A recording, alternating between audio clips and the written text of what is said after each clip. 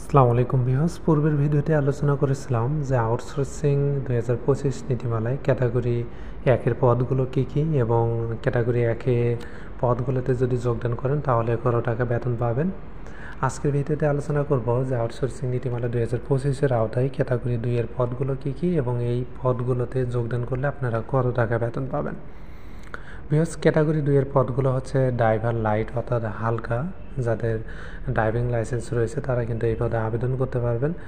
Sanitary মিস্ত্রি, বিশেষ করে প্লাম্বার মিস্ত্রি, রাজমিস্ত্রি, মেশন অর্থাৎ হচ্ছে যারা প্লাস্টার করে, কাঠ মিস্ত্রি, কার্পেন্টার, রং মিস্ত্রি, pump operator, air condition operator, generator operator, woman বিশেষ করে রেলওয়েতে নিয়োগ দেওয়া হয়। তারপর ওয়েল্ডার অর্থাৎ যে কোনো মেটাল জিনিস যে ওয়েল্ডিং পদ্ধতিতে জোড়া দেওয়া হয় আপনারা দেখে থাকবেন।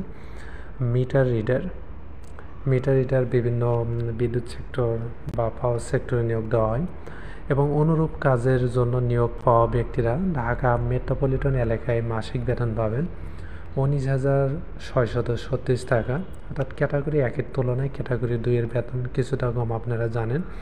এই জন্য এই পদগুলোতে 19,636 টাকা এবং চট্টগ্রাম, খুলনা, রাজশাহী, সিলেট, রংপুর, বরিশাল, নারায়ণগঞ্জ ও গাজীপুর সিটি কর্পোরেশন এলাকা এবং সাভার পৌর এলাকার ক্ষেত্রে বেতন পাবেন 18,540 টাকা।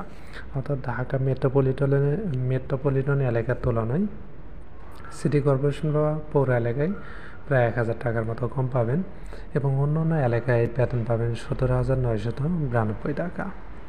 এতে কিন্তু ক্যাটাগরি 2-এর বেতন। ক্যাটাগরি 1-এর বেতন আরেকটু বেশি। আপনারা যারা সেই ভিডিও দেখেন ওই ভিডিও দেখলেই বুঝতে পারবেন।